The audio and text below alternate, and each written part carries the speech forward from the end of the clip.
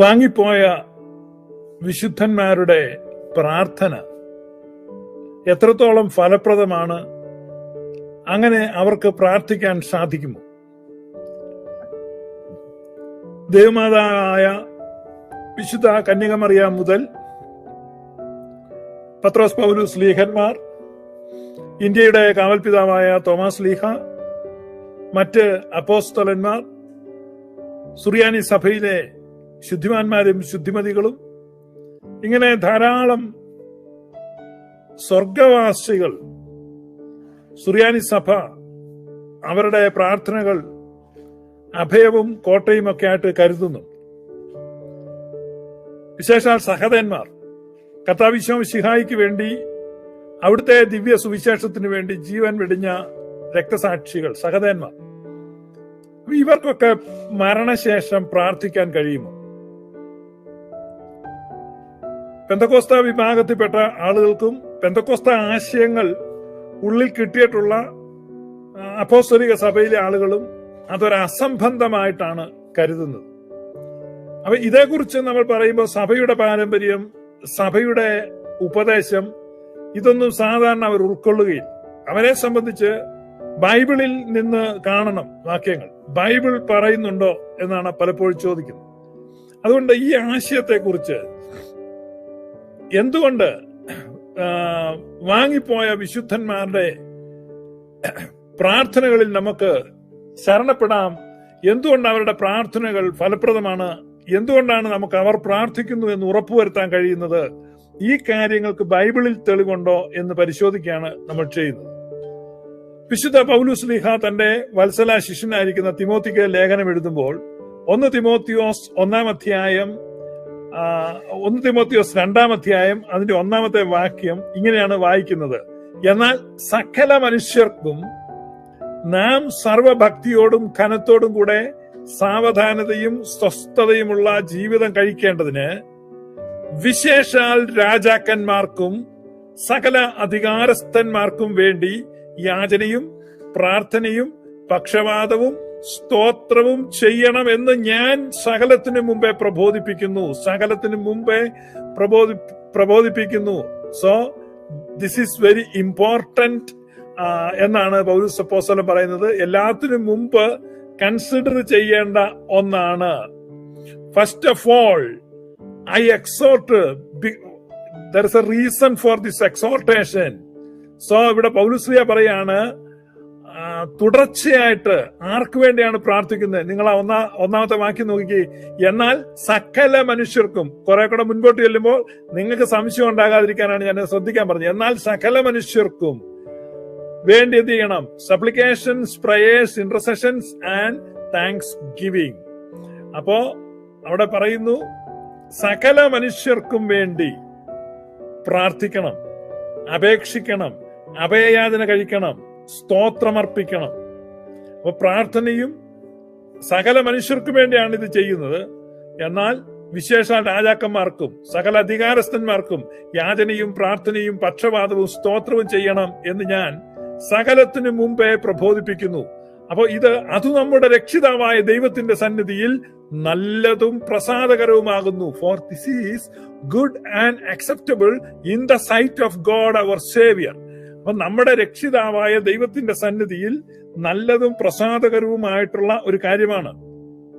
എന്നെ കേൾക്കുന്ന പെന്തക്കോസ്ത വിഭാഗത്തിൽപ്പെട്ട ആളുകൾ ദയവായി നിങ്ങളുടെ ബൈബിൾ തുറന്ന് ഇതിങ്ങനെ തന്നെയോ എന്ന് പരിശോധിക്കേണ്ടതാണ്. ഇതാ തിരുവെഴുത്ത് പറയുന്നു, സകല മനുഷ്യർക്കും വേണ്ടി പരിശുദ്ധനായ പൗലോസ് ലീഹ തന്റെ വത്സല ശിഷ്യനായിരിക്കുന്ന തിമോത്തിയോസിന് ലേഖനം എഴുതുമ്പോൾ 1 തിമോത്തി 2:1 പറയുകയാണ്, സകലത്തിനു മുമ്പേ ഫസ്റ്റ് ഓഫ് ഓൾ എനിക്ക് നിന്നോട് പറയാനുള്ള ഒരു കാര്യം, എല്ലാവർക്കും വേണ്ടി പ്രാർത്ഥിക്കണം. അതിന്റെ കാരണം എന്താണെന്നറിയാമോ? ആ പ്രാർത്ഥന ഈ ലോകത്ത് സമാധാനത്തെ ഉളവാക്കുവാനാണ് നമ്മൾ പ്രാർത്ഥിക്കുന്നത്. ആ പ്രാർത്ഥന എന്താണെന്നറിയാമോ? That is good, that is good, അത് നല്ലതാണ്.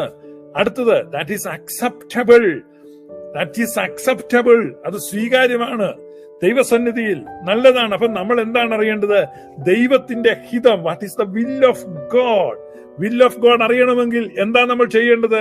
ഈ ലോകത്തിന് അനുരൂപമായി ചിന്തിക്കരുത്, ഈ ലോകത്തിൽ ഉള്ളവർ ചിന്തിക്കുന്നത് പോലെ ചിന്തിക്കരുത്. നമ്മൾ എന്ത് ചെയ്യണം? ദൈവകൃതത്തിന് അനുസരിച്ച് ചിന്തിക്കണം. അതിനെന്ത് ചെയ്യണം? നാം റിന്യൂ അവർ മൈൻഡ്സ്, നമ്മുടെ മനസ്സിനെ പുതുക്കണം. ആകയാൽ ദൈവത്തിന്റെ മനസ്സലിവ് ഓർപ്പിച്ച് ഞാൻ നിങ്ങളെ പ്രബോധിപ്പിക്കുന്നത് എന്തെന്നാൽ, നിങ്ങൾ ബുദ്ധിയുള്ള ആരാധനയായി ദൈവത്തിന് ജീവനും വിശുദ്ധിയുമുള്ള യാഗമായി നിങ്ങളെ തന്നെ ദൈവസന്നിധിയിൽ സമർപ്പിപ്പീൻ, നിങ്ങളുടെ ശരീരങ്ങളെ സമർപ്പിക്കുവീൻ.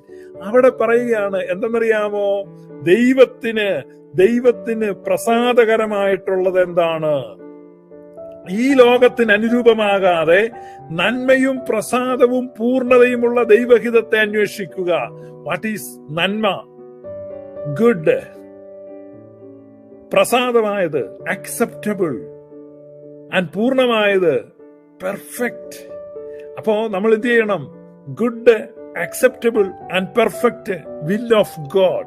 അപ്പൊ ഇവിടെ പറയാണ് it is good, it is good and this is acceptable. What is it? Pray for others. മറ്റുള്ളവർക്ക് വേണ്ടി പ്രാർത്ഥിക്കുക എന്നുള്ളത് ദൈവസന്നിധിയിൽ അക്സെപ്റ്റബിൾ ആണ്, ദൈവത്തിന് പ്രസാദമായത്, സ്വീകാര്യമായത്, നന്മയായത്. അപ്പൊ നല്ലതും പ്രസാദകരവും എന്താണെന്ന് നിങ്ങൾക്ക് മനസ്സിലായോ? ഇവിടെ പൗലോസ് പറയാണ് ഇത് വളരെ നല്ലതാണ്, ദിസ് ഈസ് ഗുഡ്. അപ്പൊ മറ്റുള്ളവർക്ക് വേണ്ടി പ്രാർത്ഥിക്കുവാൻ തിമോത്തിയോസിനെ ഉപദേശിച്ചതിന് ശേഷം പൗലോസ് അപ്പോസ്തലൻ പറയുകയാണ് ഇത് വളരെ നല്ലതാണ്, ദൈവസന്നിധിയിൽ സ്വീകാര്യമായിട്ടുള്ളതാണ്.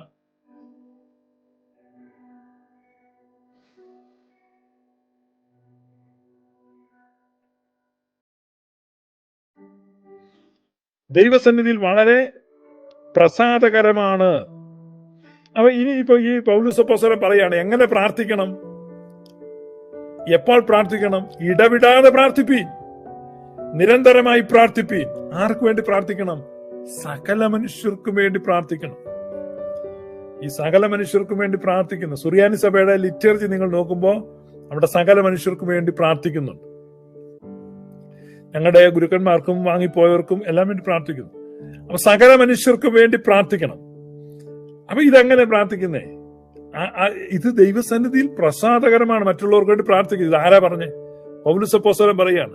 അപ്പോ ഇത് ഞാൻ ഇന്നലെ ഒരാൾ പെന്തക്കോസ്ത് വിഭാഗത്തിൽപ്പെട്ട ഒരാളോട് ഷെയർ ചെയ്ത് പറയാൻ പറഞ്ഞു, അതൊക്കെ ശരിയാണ്, പക്ഷെ ആ പ്രാർത്ഥനയൊക്കെ മരണം വരെ ഉള്ളൂ. പൗലോസ് അപ്പോസ്തലൻ മരിച്ചുപോയി. പത്രോസ് അപ്പോസ്തലൻ മരിച്ചുപോയില്ലേ? മരിച്ചുപോയി.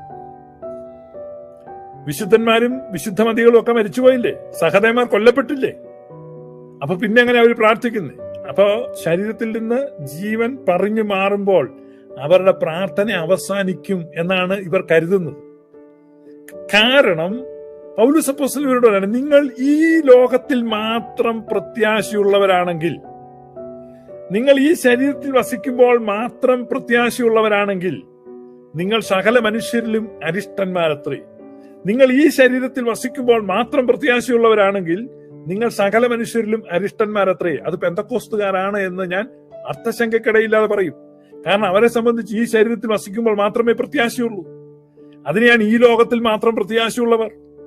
ഈ ലോകത്തിൽ മാത്രമല്ല, വരുവാനുള്ള ലോകത്തിലും ആ പ്രത്യാശയിൽ തുടരുന്നവരാണ് യഥാർത്ഥ വിശുദ്ധർ. അപ്പൊ പൗലോസ് അപ്പോസ്തലൻ ധൈര്യത്തോടെ പറയുകയാണ്. എന്താ പറയുന്നറിയാമോ? 2 കൊരിന്ത്യൻസ് 5-9 വാക്യം ഇതാ വായിച്ചു നോക്കൂ. അതുകൊണ്ട് ശരീരത്തിൽ വസിച്ചാലും ശരീരം വിട്ടാലും ഞങ്ങൾ അവനെ പ്രസാദിപ്പിക്കുന്നവർ ആകുവാൻ അഭിമാനിക്കുന്നു. ആകയാൽ നിങ്ങൾ ഇവിടെ നോക്കൂ. അതുകൊണ്ട് ശരീരത്തിൽ വസിച്ചാലും, വെദർ പ്രസന്റ് ഓർ ആബ്സെന്റ്, ആകയാൽ ഞങ്ങൾ ശരീരത്തിൽ വസിച്ചാലും ശരീരത്തിൽ നിന്ന് വിട്ടകന്നാലും അവനെ പ്രസാദിപ്പിക്കുന്നവരാകുന്നു. അതിൽ ഞങ്ങൾ എന്ത് ചെയ്യുന്നു? അഭിമാനിക്കുന്നു. തിമോത്തിയോസിനോട് പറയാണ്, ദൈവത്തിന് പ്രസാദമായിട്ടുള്ള കാര്യം എന്താണെന്നറിയാമോ? മറ്റുള്ളവർക്ക് വേണ്ടി പ്രാർത്ഥിക്കുക എന്നുള്ളതാണ്. അപ്പൊ മറ്റുള്ളവർക്ക് വേണ്ടി പ്രാർത്ഥിക്കുന്നതിൽ പ്രാർത്ഥനാ നിരതനായിരുന്ന പൗലോസ് ശ്ലീഹ ശരീരം വിട്ടു കഴിയുമ്പോഴേ രക്ഷപ്പെട്ടു, ഇനി പ്രാർത്ഥിക്കണ്ട എന്ന് പറയുമ്പോ പ്രാർത്ഥന നിർത്തുമോ? ഇല്ല. അദ്ദേഹം പറയുകയാണ് അത് ദൈവസന്നിധിയിൽ നല്ലതാണ്, സ്വീകാര്യമാണ്, പക്ഷെ ഞങ്ങൾ ശരീരം വിട്ടാലും അതിൽ തുടരും. ശരീരം വിട്ടാലും ഞങ്ങൾ അവനെ പ്രസാദിപ്പിക്കുന്നവർ ആകുവാൻ അഭിമാനിക്കുന്നു. അത് ഞങ്ങളുടെ അഭിമാന വിഷയമാണ്. പെന്തക്കോസ്തുകാർ എന്തറിയുന്നു?